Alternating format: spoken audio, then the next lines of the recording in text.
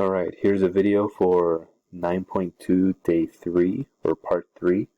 We're going to look at a few more different kinds of polar graphs, and again I'm going to relate it to sine and cosine waves, right? And also show you how you can just use a table as well. Alright, so first of all, I'm going to look at this first equation here. You have this in your notes. R equals 2 minus 2 sine theta.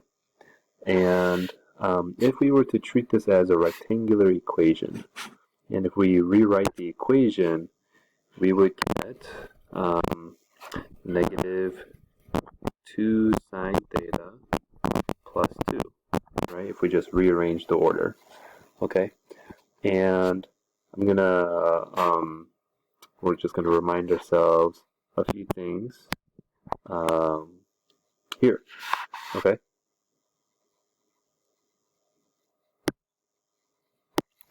Alright, you'll note that I filled in our information here.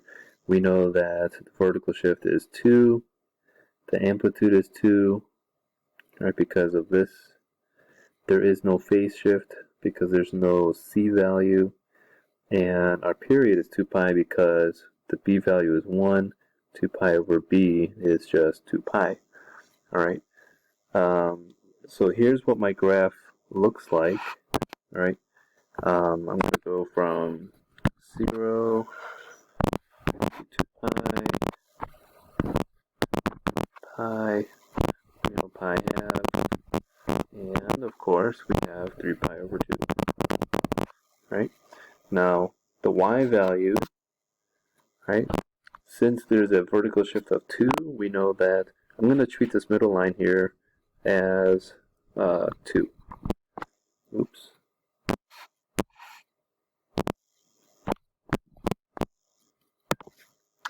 And since there's an amplitude of 2, that means it goes as high as 4 and as low as 0.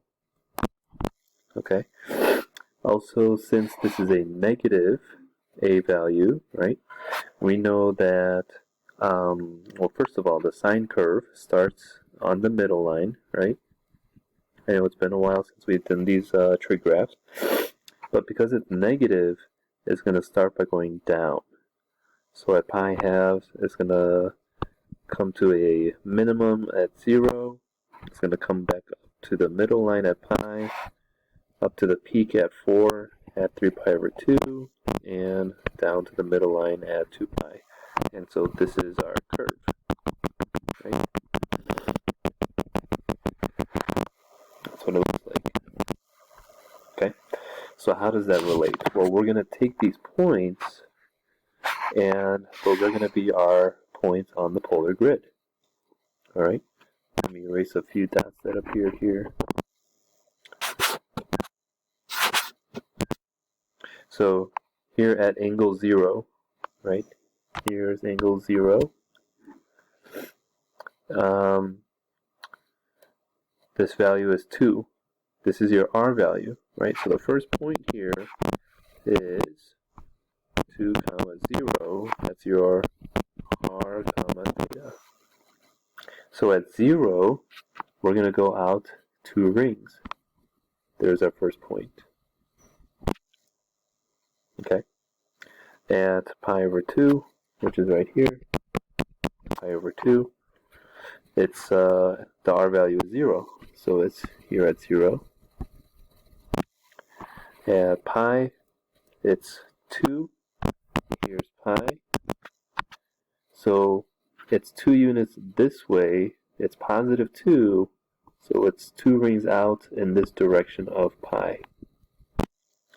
At 3 pi over 2, it's all the way down to 4. Here's 3 pi over 2. We're going to go 4 rings out. 1, 2, 3, 4. And then at 2 pi, which is here, we're back to 2. We're back where we started. Okay? So right now we've got this. Alright? Now hopefully by now, you know that we're not going to draw straight lines. Right? This does not form a triangle. we know that this is going to go something maybe like this, something like that. Okay, I'm going to erase that, right? And we're going to fill in a couple more points here. Now, technically, you can use any of the unit circle angle. You can use any angle and plug it in for theta and work it out, right? Even if it's decimals. Okay. Just a quick reminder, this is pi 6, this is pi 4ths, pi 3rds, and so on, right? I'm going to use pi 5 over 6 and 7 pi over 6 and 11 pi over 6. And you'll see why in a second, right? So for pi over 6, okay, if I use pi over 6, and let me do this, we have 2 minus 2 sine theta, right? Now, if I use pi over 6 as theta, 2 minus 2 times sine of pi over 6, what's the sine of pi 6? We know that's going to be 1/2, right? So that's 1/2, okay? And that's nice because 2 times 1/2 is going to be 1. So 2 minus 1 is going to be 1. So at pi 6, the r value is 1. Right? Pi 6, the r value is 1. That's nice, right? Here at pi 6, we're going to go out to 1. Right? We don't need a whole lot, but that's enough to get us to make this curve now, right? We know that it started here at 0, 2, and then after that, right, 0, 2, and then after that, the next point we drew was at pi halves, it was at 0, and so this blue dot here is more of a guiding point, right? Because how do we know, do we go this high? Do we go, this low, right? We don't know, right? So that's why I used pi 6 as a guiding point. So we know that from here, it's going to go something like that, right? Okay. So then, why did I include 5 pi over 6? Because if I plug in 5 pi over 6 in for theta, and again, here it is, right? ASTC. Well, if it's 1 at pi 6, it's also 1 at 5 pi 6, okay? And so, I'm going to, over here, at 1, there's another guiding point. So we went from here to 0, 0, and then we know it's going to go this way. Right, I'm going to draw my arrows here. Okay, so we know, okay, so if it's in this direction, right, then at 3 pi over 2, it's going to come all the way down here. Well, again, how do you know, like, does it come out wide? Does it come out kind of narrow, right? So then now I'm going to use 7 pi over 6, right? Make this green. So if I do 2 minus 2 sine of 7 pi over 6, right? This now, right, this is going to be negative 1/2. Again, ASTC, right, in quadrant 3. Sine is negative. And then here, negative 2 times negative 1/2 is going to be a positive 1. So 2 plus 1 is 3. So at 7 pi over 6, your value is 3, right? It also makes sense that it's positive in this case because we want a positive value, we want positive rings in quadrant 3. So 3 rings out. 1, 2, 3. Right here. Okay? So when we continue our curve, went from here, starting at here, went to 0, went here, and we know it's going to keep going. Okay? And we're going to go I'm a terrible drawer, remember? It's going to go something like this. Right? Now, if I'll come back. I'll come back to that in a second.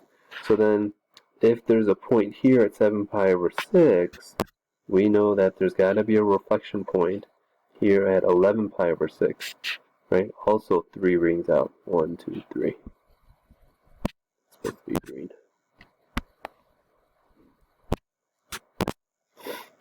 Right? So it's going this way.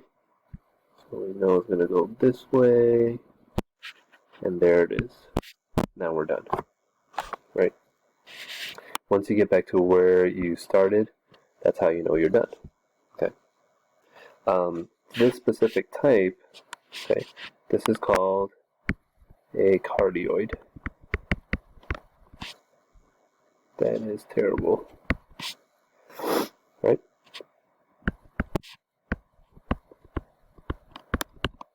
Or it's a heart shape. Right? Okay. So a cardioid here. Okay. Now, if you want more specific points, right, like I said, you could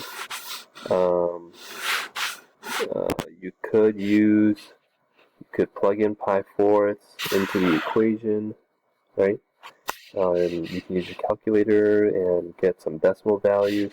Over here, if you want even more guiding points, right? You know that you can substitute in here. This is, what's this? 5 pi-fourths. This is going to be 4 pi-thirds, right? You can figure out, it'll give you some decimal values for your R value to see how far out you go, okay? One thing I want to mention is, look at the equation. We did a sine equation, right? Now remember, sine is always related to y, and cosine is always related to x, okay? So when you have a sine equation, when you have a sine polar equation, your orientation of the heart, or your cardioid, is always going to be vertical, right? Notice that here, it's running along this y-axis, okay? If it was cosine, right, then this cardioid would turn 90 degrees and it would look more quote-unquote horizontal, okay? Alright, so that's how we draw a cardioid, right? Let me do something real quick here. So the general format of a cardioid, alright, is R is equal to A plus or minus A sine of theta, or A plus or minus, A plus or minus A cosine theta. Okay, so A could be anything, right? It just means if they're the same number, right? If you look in our example, they were both, oops, I'm sorry. If you look in our example, they're both 2's, right? So when they're the same number, whether it's plus or minus, whether it's sine or cosine, it's going to be a cardioid. Alright, that's one thing I want you to remember. Okay, so that took up a lot of time. I want you to go to the other video for the other examples.